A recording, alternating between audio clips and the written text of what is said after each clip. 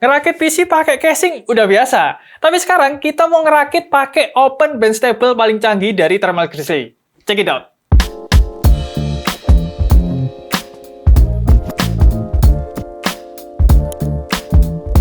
Oke, jadi barang yang ada di depan kita kali ini adalah Thermal Grizzly Dare Bench Table. Jadi ini adalah produk spesial kolaborasi antara Dare Bauer dan juga John Elmore. Jadi ceritanya mereka berdua ini itu menurut mereka pingin bikin standar baru untuk bench table karena bench table yang sekarang ini beredar itu kurang fleksibel untuk pengujian komponen. Ya kita ambil contoh aja bench table kepunyaan kita dari Dimas Tech yang sering kita pakai buat di video review-review kita. Jadi kelihatannya emang cukup proper, tapi ada beberapa kekurangan yang salah satunya itu adalah pemasangan radiator all-in-one water cooler itu yang harus berdiri di luar bench table. Lalu juga ada pemasangan SSD SATA dan juga hard disk 2,5 yang kabelnya itu ada di luar. Dan yang paling penting adalah perlu effort buat ngerapiin kabel manajemen. Jadi ya kekurangan-kekurangan seperti ini yang pengen diperbaikin sama mereka. Nah, sekarang kita lihat kelengkapan apa aja yang kita dapetin dari Dare Bench Table punyanya Thermal Grizzly ini. Nah, di sini kita di posisi pertama kita dapetin kartu ucapan dan juga ada buku manual.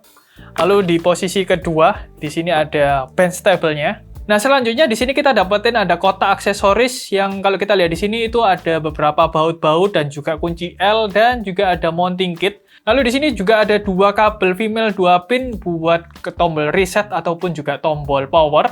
Lalu di sini juga ada satu female 3 pin RGB cable. Lalu juga ada satu kabel female 4 pin untuk fan cable dan terakhir ada satu kabel 9 pin USB 2.0.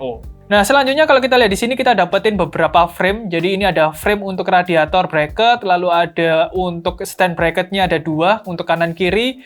Lalu juga ada PSU mounting bracket. Dan di sini juga ada PSU support bracketnya.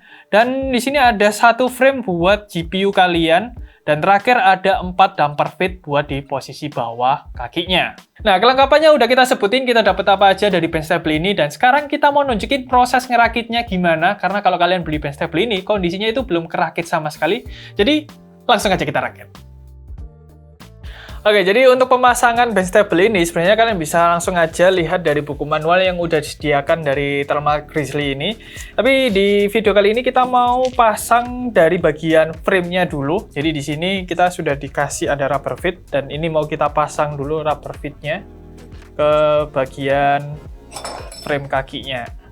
Nah, jadi yang perlu kalian pakai di sini itu adalah baut yang L yang ukurannya lebih besar. Jadi baut L ini dia ada yang kecil sama yang besar dan kalian perlu pakai baut yang ukurannya lebih besar di sini.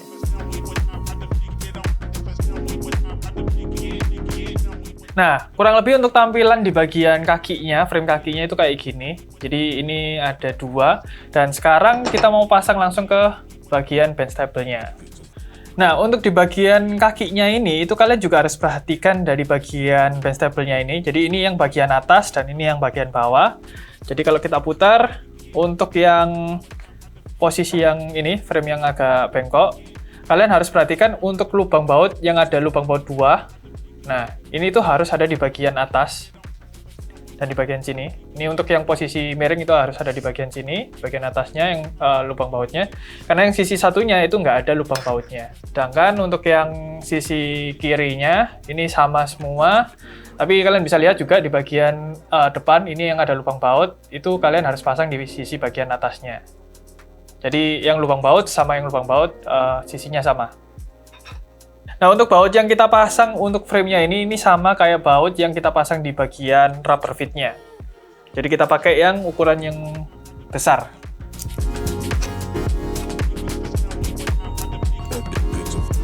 Nah, kurang lebih kalau kakinya sudah kepasang, tampilannya kurang lebih seperti ini. Nah, sekarang kita mau pasang frame untuk penompang dari all-in-one water cooling atau radiator water cooling-nya di bagian sini. Nah, untuk frame radiator ini kalian bisa pasang sesuai dengan lubang baut yang ada di bagian depan ini. Jadi masih di posisi atas dan di sini tuh ada 6 lubang baut dan kalian harus pasang di bagian yang mendekati frame kaki ini. Jadi yang kita pakai cuma ada 4 lubang baut. Kanan kiri juga sama. Dan di sini kita pakai baut yang ukurannya besar juga.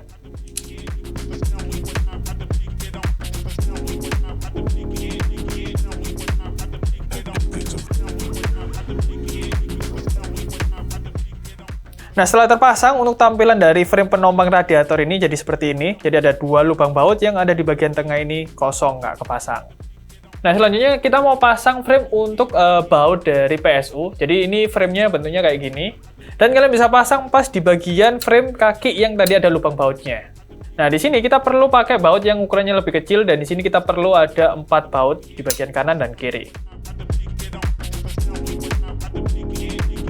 Nah, selanjutnya kita mau pasang frame untuk penompang PSU. Jadi di sini kalian bisa lihat ini yang ada rubbernya, dia bakal ngadep di bagian atas buat nompang PSU kalian. Dan posisinya itu ada di bagian tengah frame kakinya ini. Dan kalian bisa sesuaiin sama lubang bautnya. Dan terakhir di sini kita pakai baut yang ukurannya kecil juga, seperti ini, 4 biji ya. Kalian bisa pasang kanan kiri.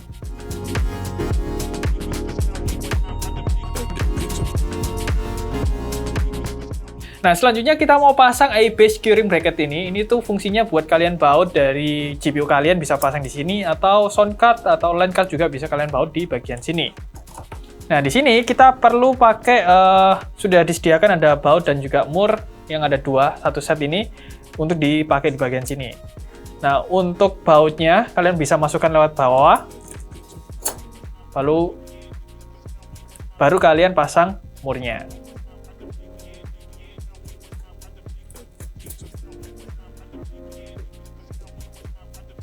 Nah, ini adalah tampilan setelah kita selesai rakit dari DAR bench table ini. Jadi kalian bisa lihat, ini ada frame buat kaki dan juga PSU-nya. Ini frame buat kalian pasang GPU. Dan di bagian sini, ini adalah frame buat kalian baut dari segi radiator all-in-one water cooling kalian.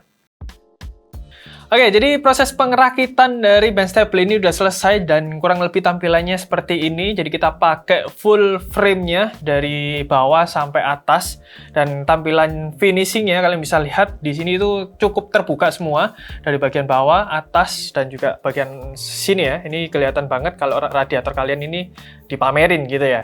Nah, terus kalau kita ngomongin soal proses perakitan tadi, ya bisa kita bilang ini cukup gampang banget karena dari step-stepnya itu sudah lengkap, ada di buku manualnya yang sudah tersediakan sama Thermal Grizzly ini. Jadi kalian bisa baca step-stepnya dari step awal sampai step akhir. Tapi kalau misalkan kalian mungkin nggak bisa bahasa Inggris karena di bukunya itu cuma ada bahasa-bahasa lain, nggak ada bahasa Indonesianya. Jadi kalian bisa lihat video kita proses pemasangannya ini dari awal sampai akhir. Nah, tapi kita juga mau jelasin, kalau kalian tadi lihat di bench table ini, itu banyak banget komponen-komponen yang kepasang, tapi nanti kita bakal jelasin satu-satu fitur-fiturnya itu apa aja. Dan sebelum itu kita bakal jelasin, bench table ini tuh kalian bisa pasang dengan ada beberapa model. Jadi yang pertama itu yang tampilannya full frame kayak gini, ada dari kakinya, penompang radiator, dan juga frame buat PSU-nya, penompang buat PSU-nya. Atau kalian juga bisa pasang itu cuman bench table sama penompang dari radiatornya. Dan terakhir, kalian bisa pasang cuman bench table-nya doang. Jadi kalian untuk radiatornya kalian nggak pasang karena mungkin kalian pakai heatsink, dan juga PSU-nya kalian bisa pasang di luar atau di samping gitu. Nah, kenapa kok kita pakai full frame kayak gini? Ya ini alasannya karena di kantor kita sering bawa bench table ini tuh buat naik turun ya. Jadi lab kita itu ada di lantai 3, dan kalau kita mau ngolah data, kita itu harus ke lantai 4, dan kalau kita mau take video, kita harus ke lantai 3 lagi. Jadi, bench table ini harus naik turun. Jadi, pemasangan full frame ini itu bakal membantu kita karena radiatornya udah kepasang, PSU-nya juga udah kepasang, GPU-nya juga udah kepasang, jadi satu set. Kita cuma tinggal bawa aja, jadi kita nggak perlu megangin bench table sama radiator lagi. Karena dulu kita seringnya bawa radiator sama bench table, dan itu agak susah. Nah, sekarang kita mau jelasin komponen-komponen apa aja yang ada di bench table ini. Nah, pertama kita jelasin dulu dari bagian atas yang dekatnya radiator ini. Jadi kalau kalian lihat di bagian dekat radiator ini itu terdapat beberapa port dan juga ada beberapa pin header. Nah, di sini yang pertama, bench table ini tuh perlu power. Jadi di powernya di sini dia itu pakai PCIe x 6, dan ini bisa kalian tancepin dari PSU kalian ke bench table-nya, dan otomatis nanti dia bakal ngasih suplai daya ke port-port header-header yang sudah terpasang dari bench table-nya ini. Nah, selanjutnya kalau kita lihat di bagian samping di sini tuh juga ada pin header untuk RGB, dan ini bisa kalian pasang dari pin header ke motherboard kalian yang fungsinya nyalain RGB strip yang ada di bagian bench table-nya di sini. Nah, selanjutnya di sebelah RGB header di sini tuh juga ada 1x4 pin PWM yang bisa kalian pasang dari bench table ke motherboard yang fungsinya buat kontrol via BIOS. Jadi kalian bisa atur fan-fan yang kepasang di bagian bench table ini lewat BIOS kalian. Nah, di sebelah fan header tadi, di sini tuh ada fan zone yang isinya itu ada 3 kali 4 pin PWM yang bisa kalian pasang buat eksternal fan yang mau dipasang ke bagian base table-nya. Nah, untuk fan zone ini itu terdapat ada 3. Jadi posisi yang pertama itu ada di bagian atas, terus posisi kedua itu ada di bagian samping deket 24 pin kalian, lalu yang terakhir itu ada di bagian bawah deket dari VGA kalian di bagian bawah. Nah, selanjutnya di bagian samping kita bisa lihat di sini itu ada fan zone, ada 2 ya. Yang satunya ini punyanya fan zone, yang satunya punyanya pump zone. Jadi yang pump zone ini itu fungsinya kalian bisa pasang radiator eksternal kalau kalian mau tancepin di bagian base table-nya. Maksimal kalian bisa pasang sampai 2 pump. Terus di bagian bawah pump zone, di sini kalian bisa lihat ada 2 USB 2.0.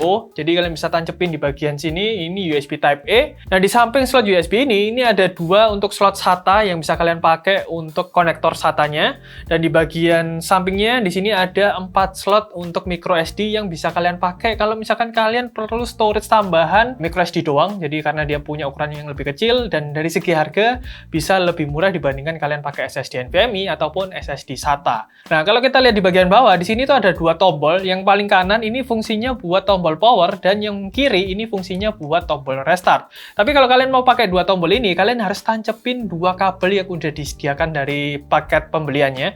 Jadi ada kabel buat power dan juga kabel buat tancepin di pin restartnya. Jadi ini harus kalian pasang dan baru bisa kalian pakai tombolnya buat ngaktifin dan juga ngerestart dari motherboard kalian. Nah, di sebelah tombol power, di sini tuh ada 9 pin header USB yang bisa kalian tancepin ke motherboard kalian dan fungsinya kalau udah kalian tancepin, ini bakalan ngaktifin USB yang ada di base table ini, USB Type-C, USB Type-A, termasuk juga dari micro SD. Nah, selanjutnya di bagian samping ini ada fan zone terakhir di bagian bawah. Jadi ini masih sama, jadi ada 3 kali 4 pin fan header yang fungsinya masih sama, kalian bisa tancepin 3 fan di bagian base table-nya. Nah, kalau kalian lihat juga di sini setiap di fan zone itu ada switching yang fungsinya ini bisa ngatur untuk kecepatan RPM dari fan yang kalian pasang di base table-nya. Jadi di bagian paling kanan itu ada tulisannya yang namanya EXT yang fungsinya kalau kalian pakai yang paling kanan ini bakalan kalian bisa atur lewat BIOS motherboard kalian. Dan di bagian tengah di sini itu ada tulisan 50%. Jadi otomatis fan yang ketancap di bagian base table ini itu bakalan jalan di 50% untuk fan speed-nya. Dan terakhir ada 100% yang fungsinya bakalan jalan sampai 100% dari fan yang kalian pasang. Nah, di setiap fan zone ini itu dia punya switching-nya sendiri-sendiri. Jadi kalau misalkan kalian aktifin di salah satu zone, itu nggak bakalan ngefek ke zone yang lainnya. Nah, selanjutnya di dekat I/O port motherboard kalian bisa lihat di sini ada 2 USB Type-C 2.0 dan juga ada 2 USB Type-A 2.0. Dan terakhir di bagian tengah di sini tuh ada 2 slot SATA yang bisa kalian pakai buat SSD SATA kalian atau hard disk 2,5 inch kalian ke bagian tengahnya. Nah, tapi untuk di bagian SATA ini itu kalian nggak perlu khawatir sama powernya karena sudah jadi satu sama power dari base table ini, yaitu lewat PCIe x 6 yang ada di bagian atasnya. Jadi kalian bisa langsung tancepin SSD kalian atau hard disk kalian tanpa perlu pakai kabel power lagi. Nah, untuk proses pemasangan komponennya di sini juga cukup gampang. Kalian bisa lihat di sini kita udah pasang PSU, radiator dan juga GPU. Dari segi PSU di sini kita cuma pasang 2 baut di bracket yang udah disediakan dari thermal grizzly ini. Dan di sini kita pakai PSU ATX dan space-nya masih cukup lebar di bagian bawah. Jadi kalian bisa pasang PSU yang ukurannya cukup panjang. Nah, di bagian radiator ini bisa dibilang yang lebih beda dibandingkan testbed kita biasanya karena di sini kita bisa pasang radiator ini 120 sampai 360 yang bisa dibilang cukup panjang dan nggak ada kendala sama sekali. Meskipun kalian lihat mungkin ini agak ringkih, tapi kalau kita angkat satu frame ini, itu dia masih kokoh dan nggak ada goyangnya sama sekali dari segi radiator ini. Dan terakhir di bagian GPU, di sini kita pakai GPU triple fan 4 slot yang bisa kalian lihat di sini ini cukup gede banget dan nggak ada kendala sama sekali dan nggak bending ke bagian satu sisi dan ini ya kelihatan aman-aman aja dari satu testbed kita. Yang kalau kita bandingin sama testbed kita biasanya, ya kalian bisa lihat ini. Asisten, yuk. Nah, ini proses kita bawa testbed kita biasanya. Jadi radiator ini kita bawa di satu tangan sendiri, lalu testbednya kita bawa di satu tangan sendiri. Yang kalau misalkan kalian nggak hati-hati, ini bisa jatuh satu set semuanya. Dan kalian bisa lihat di sini radiatornya, kalau misalkan kalian nggak merhatiin, ini bisa gampang berat karena kalian dempetin ke bagian testbednya. Dan kalau kita ngomongin soal kabel, karena ini sebenarnya testbed ini sering kita bongkar pasang dari segi komponen yang kita pakai. Jadi kabelnya di sini kita perlu kabel yang agak panjang biar komponen-komponennya ini gampang kita tancepinnya gitu. Lalu dari segi punyanya radiator ini, kalian bisa lihat dia itu ada di bagian luar. Beda sama punya Thermal Grizzly yang kita barusan rakit ini, dia udah kerakit satu set sama frame-nya. Dan ini tuh bikin kita kadang-kadang agak kesusahan kalau mau kita bawa ke atas ataupun bawa ke bawah. Selebihnya kalau kalian lihat di sini, dia ini full ketutup di bagian samping kanannya, di bagian tengahnya doang ini yang lubang. Ini fungsinya buat kabel-kabel kalian, dan di sini kalian bisa pasang PSU juga dan lain-lainnya. Tapi kalau kalian lihat di sini, karena dia ini cukup full bodinya, jadi bebannya itu lebih berat dibandingkan dari punyanya Thermal Grizzly ini. Dan selanjutnya untuk di bagian PSU juga di sini dia ketutup. Di bagian bawahnya dan juga di bagian atasnya ketutup, jadi untuk lubang fan-nya ini nggak ada sama sekali. Cuman kalau kalian lihat di sini itu ada bagian bawahnya lubang kosong, jadi kalian untuk PSU kalian ini masih bisa ada buat airflow-nya masih aman. Dan di bagian depan sini juga masih kosong, jadi untuk airflow keluarnya juga masih aman gitu. Nah, selanjutnya untuk dari segi body, kalian bisa lihat bodinya di sini ini cukup lebar, sedangkan kalau yang ini lebih fit gitu ya, lebih tertata semua. Dan kalau kita ngomongin soal kabel manajemen, sebenarnya punyanya di Mastech ini kalian bisa atur dan kalian bisa sembunyiin di bagian dalam sini kalau misalkan kalian mau atur untuk kabel manajemennya. Tapi karena kita sering pakai bongkar pasang, jadi ya kalian bisa lihat ini. Sedangkan di sini punya Thermal Grizzly ini, kalian untuk kabel manajemennya disediakan velcro juga dari paket pembeliannya. Jadi kalian bisa atur kabelnya dijadiin satu sisi dan kalian sembunyiin di sela-sela frame yang ada di bagian bawah ini. Oke, jadi untuk kesimpulannya, bench table ini itu nggak cuma jual secara penampilan, tapi juga jual kepraktisan, terutama buat orang-orang yang hobi ngetes komponen. Nah, untuk urusan kompatibilitas ini juga cukup fleksibel, karena ini adalah bench table, jadi nggak ada limitasi hardware yang bakalan kita pakai, dari segi PSU, GPU triple fan, ataupun juga dari segi I/O water coolingnya. Dan karena ini adalah bench table, jadi udah pasti untuk target pasarnya ini tuh bukan buat semua orang. Dan untuk target pasarnya sendiri dari Thermal Grizzly Dare bench table ini itu udah pasti buat entusias ataupun buat hardware tester kayak kita-kita gini. Dan kalau ada end user yang pengen pakai bench table kayak gini, ya nggak ada salahnya. Tapi kalian harus pastiin juga nggak ada hewan ataupun serangga di tempat ruangan kalian. Karena ini adalah konsepnya bench table, jadi hardware-hardware yang kita pakai itu bakalan terekspos semua. Nah, untuk harganya sendiri, bench table ini itu ada di kisaran 4,9 jutaan waktu kita cek di marketplace. Dan dengan harga segini emang kelihatan agak mahal, terutama kalau kita bandingkan dengan casing biasa yang bukan bench table. Tapi kalau kita bandingkan dengan bench table yang proper, salah satunya kayak bench table yang sering kita pakai, ya Thermal Grizzly ini tuh jadi kelihatan lebih terjangkau, terutama dia punya banyak fitur yang ada di Active PCB-nya. Tapi gimana menurut kalian? Coba komen di bawah. Oke, sekian review dari Dare bench table dari kami tim Ars. Kalau kalian suka baca artikel, kalian bisa kunjungi website kami di ars.co.id. Dan kalau kalian punya sosial media, jangan lupa follow kita di Ars Media.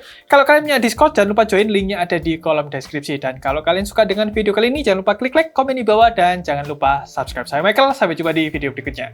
Bye-bye. Oke, ngetes lagi. Asisten, buka.